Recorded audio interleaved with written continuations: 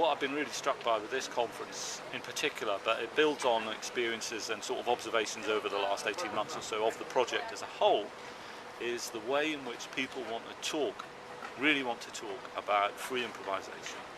And so while I kind of, here we are in the Netherlands, and I was thinking, well, for our opening reception, let's have some version of the repertoire of, or something like that, the Dutch Swing College Band, founded in 1945, playing a sort of New Orleanian kind of music, with written into the very name, Dutch Swing College Band, as a liberatory post-war gesture, hope, anti-fascism, pro-freedom, pro-America, all of that sort of stuff in 1945 itself.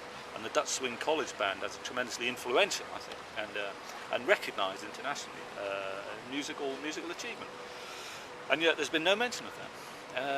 And that's, that strikes me that really we're by, perhaps unconsciously, or by a reflection of the kinds of papers that were submitted for the conference, we are confirming a contemporary, a modern and an avant-gardist construction of jazz history, or that is the most important, and that, say, trad or New Orleans or earlier versions of European efforts at jazz aren't seen as quite so significant.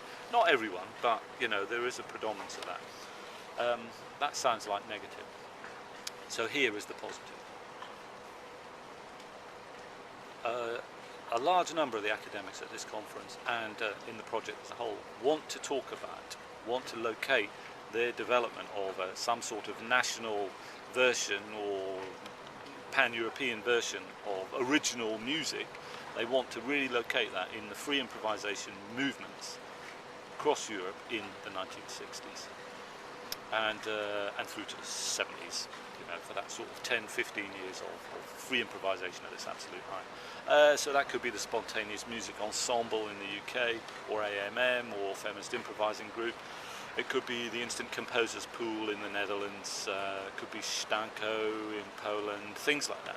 And really a lot of us have been talking about those kinds of musical innovations. And I'm wondering whether that needs to be our focus for the future, actually, for another project. We need something now looking specifically at the development of free improvisation across European scenes, the sort of transnational, international dialogue between musicians, their all levels of organisation, their commitment to education, the different versions of that, and ways in which they negotiated radical politics and how those were very different. So there were communists, there were anarchists, there were anti-communists in some countries, and then free music was supported by the communist authorities in other totalitarian regimes of the period. So there are some really, really, really fascinating questions, and it seems to me that that's an area of potentially